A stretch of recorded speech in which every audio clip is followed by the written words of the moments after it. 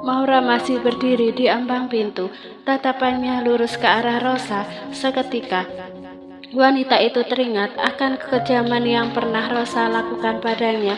Rosa dan Rianti ternyata tidak hanya menjadikan Maura sebagai alat penghasil uang, tapi mereka sering melakukan kekejaman ketika perintahnya dibantah.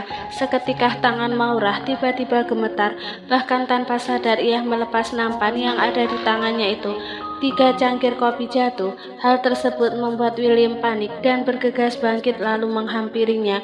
"Maura, kamu baik-baik saja kan?" tanya William panik. Sementara itu Maura masih diam, tapi sorot matanya mengatakan jika wanita itu sedang tidak baik-baik saja. Rosa menyipitkan matanya saat melihat William yang begitu peduli dengan Maura. Rasa penasaran pun seketika merasuki jiwa. Rosa ingin tahu apakah hubungan Maura dengan William hanya sebatas bos dan karyawan.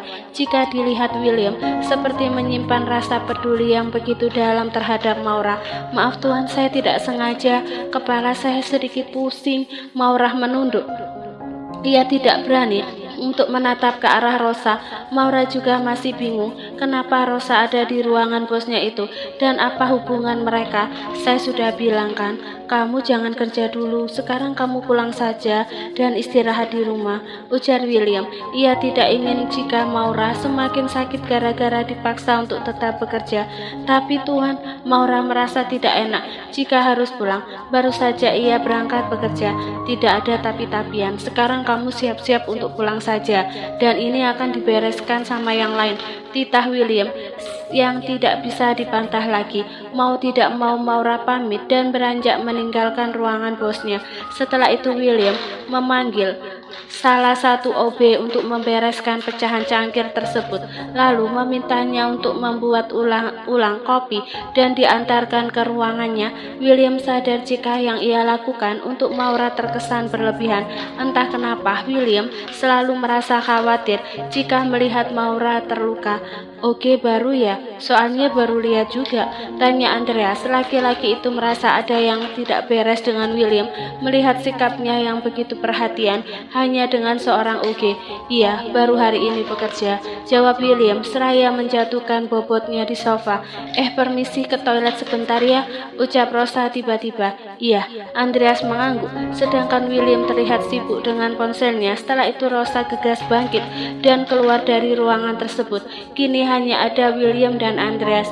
"Tante Rahma sudah tahu kalau kamu akan menikahinya?" tanya William. Mendengar pertanyaan itu sontak Andreas diam. "Sejujurnya Mama tidak begitu setuju, tapi aku akan tetap menikah dengan Rosa." Jawaban yang diberikan oleh Andreas membuat William menoleh dan menatap sepupunya dengan tatapan bingung. "Kok bisa? Kalian udah kenal lama kan?"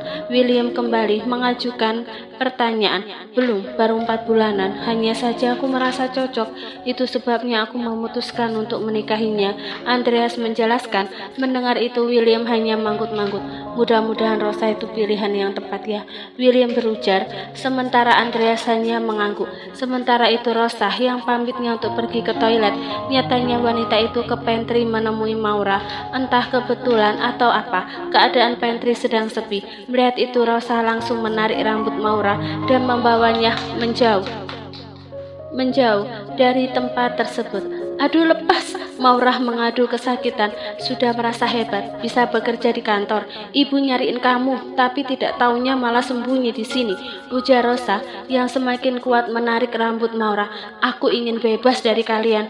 Aku tidak mau jadi mesin penghasil uang untuk kalian lagi," saut Maura. Wanita itu berusaha untuk melawan ucapan Rosa. Meski rasa takut terus menghantui, tapi Maura berusaha untuk melawannya. Rosa menyunggingkan senyumnya. "Oh ya, asal kamu tahu, bos kamu itu sepupu calon suamiku, dan kamu akan tahu sendiri jika kami telah menikah nanti, aku bisa dengan mudah menyingkirkan kamu. Sejujurnya aku lebih suka kamu menyusul kedua orang tuamu itu, tapi ternyata ibuku masih butuh tenaga kamu," ujar Rosa seraya tersenyum sinis ke arah Maura. Sedangkan wanita hamil itu masih diam. Apakah benar yang dikatakan oleh Rosa? Lebih baik kamu menyerah dan pulang ke rumah. Rosa menatap tajam wanita yang ada di hadapan hadapannya itu tidak akan pernah terjadi. Maurah mendorong tubuh Rosa, lalu menyambar tas miliknya dan beranjak meninggalkan tempat tersebut. Rosa hendak mengejar Maurah, namun tiba-tiba terdengar suara orang yang melangkah ke arah pantry. Alhasil Rosa mengurungkan niatnya itu. Sial, sekarang kamu bisa lolos, tapi jangan harap bisa hidup dengan tenang. Setelah itu, Rosa memilih untuk kembali ke ruangan William. Ia tidak ingin calon suaminya sampai curiga. Pukul 5 sore, William sudah selesai dengan pekerjaannya. Laki-laki itu berencana untuk berkunjung ke kontrakan Maura. Awalnya Maura enggan memberikan alamat kontrakannya, tapi wanita itu merasa tidak enak. Alhasil Maura terpaksa memberitahunya, "Kita ke kontrakan Maura lebih dulu," ujar William. Setelah memerintahkan Ray ke supermarket, William meminta asisten pribadinya itu untuk mengantarkannya ke kontrakan Maura. "Baik tuan," Ray mengangguk. Perlahan mobil yang William naiki melaju membelah jalanan yang cukup ramai. Setelah menempuh perjalanan yang lumayan jauh, kini mobil William sudah berhenti tepat di depan kontrakan milik Maura. Ray segera turun, lalu membukakan pintu untuk bosnya. Setelah itu William melangkah menuju teras, lalu tangannya terangkat untuk mengetuk pintu. Tidak perlu menunggu lama, pintu terbuka. "Tuan," Maura membungkuk hormat. "Ray," William memanggil asisten pribadinya itu, "saya bawakan kamu makanan, cemilan dan juga susu untuk ibu hamil. Ada vitamin juga." William menyerahkan kresek tersebut. Maura terpaku dengan apa yang bosnya itu lakukan. Menurutnya William terlalu berlebihan. "Maaf tuan, apa ini tidak terlalu berlebihan?" kata Maura yang merasa tidak enak. William hanya bosnya di tempat ia bekerja, tapi apa yang dilakukan sudah seperti seorang suami. Sejujurnya Maura bisa saja membeli susu khusus untuk ibu hamil, tapi mengingat uang yang pas-pasan membuatnya untuk mengurungkan niatnya itu. Maura lebih memilih menyimpan uangnya untuk persiapan lahiran nanti, belum lagi untuk biaya kontrol setiap bulannya ke bidan. Tidak ada yang berlebihan. "Oh ya, bagaimana keadaan kamu? Kalau masih sakit, besok sudah mendingan kok tuan. Besok insya Allah saya tetap kerja." Maura memotong ucapan bosnya. Menyadari hal itu seketika Maura menutup mulutnya sendiri. "Maaf tuan, saya tidak bermaksud." "Tidak apa-apa, justru saya suka pekerja seperti kamu. Kamu begitu bersemangat." William memotong ucapan Maura, sedangkan wanita hamil itu hanya mengangguk. Ia memang harus bersemangat dalam bekerja. "Ya sudah, kalau begitu saya permisi. Kamu istirahat saja." William berpamitan. Setelah itu William dan Ray bergegas untuk pulang. Dalam perjalanan pulang, William masih memikirkan siapa suami Maura. Bukan itu saja, jika sudah menikah seharusnya status dalam KTP bukan single. Hal tersebut benar-benar membuat William bingung, sedangkan anak buahnya sampai sekarang belum juga memberikan informasi. "Ray, kamu masih ingat kan dengan wanita yang pernah saya beli malam itu?" Pertanyaan yang William lontarkan mampu membuat Ray menoleh. "Iya tuan, bukankah wanita itu Maura yang sekarang bekerja di..." "Yah, kamu benar. Sekarang Maura hamil. Saya penasaran siapa ayah bayi dalam kandungan Maura. Saat saya tanya, katanya anak suaminya, tapi status Maura di KTP masih single." William memotong ucapan Ray. Untuk sejenak, keduanya sama-sama terdiam. "Bukankah tuan sudah menyuruh Baron untuk menyelidikinya?" tanya Ray. "Iya, tapi sampai saat ini Baron masih belum memberikan informasi apa-apa," jawab William.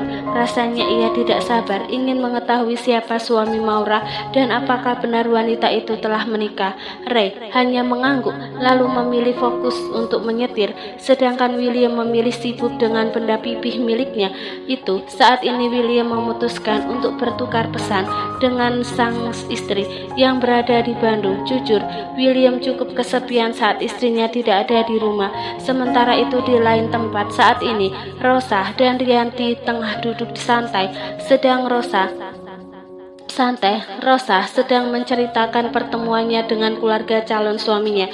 Tak lupa, Rosa juga bercerita tentang pertemuannya dengan Maura. Rianti cukup terkejut mendengar hal tersebut. Jadi anak sialan itu kerja di perusahaan milik sepupunya Andreas?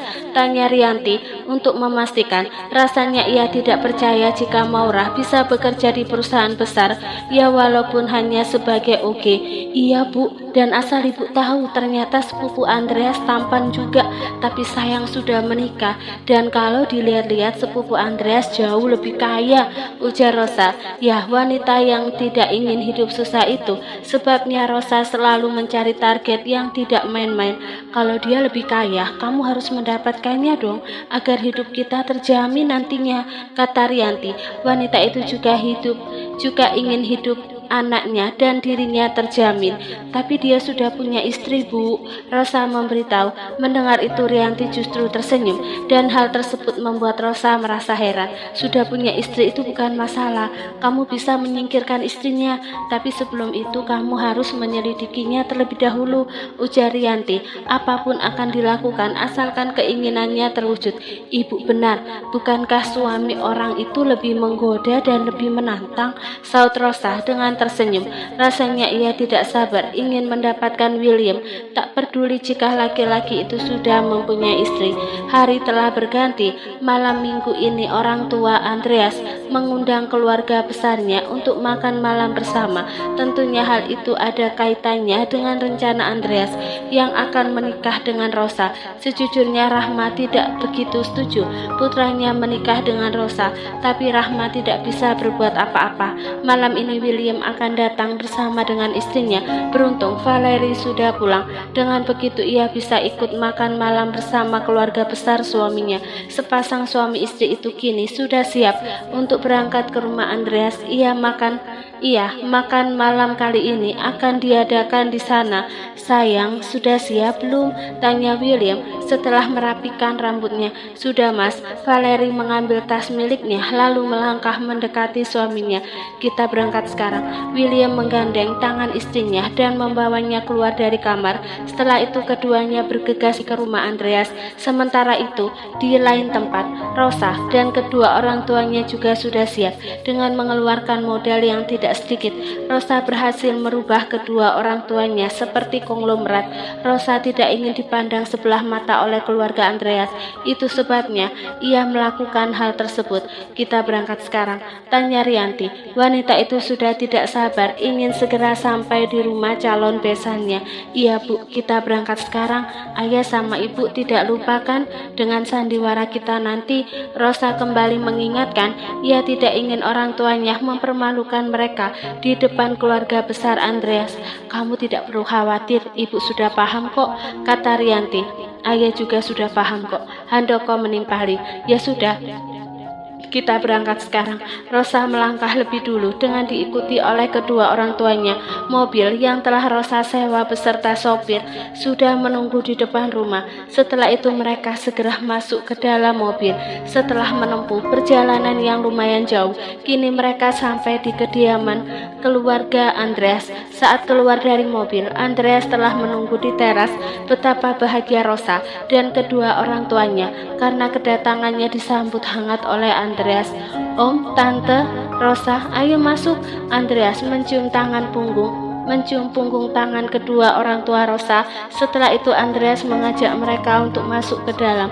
Rosa tersenyum. Wanita itu mengapit tangan Andreas dan melangkah masuk ke dalam rumah. Tentunya dengan diikuti oleh Handoko serta Rianti. Di meja makan semuanya akan berkumpul.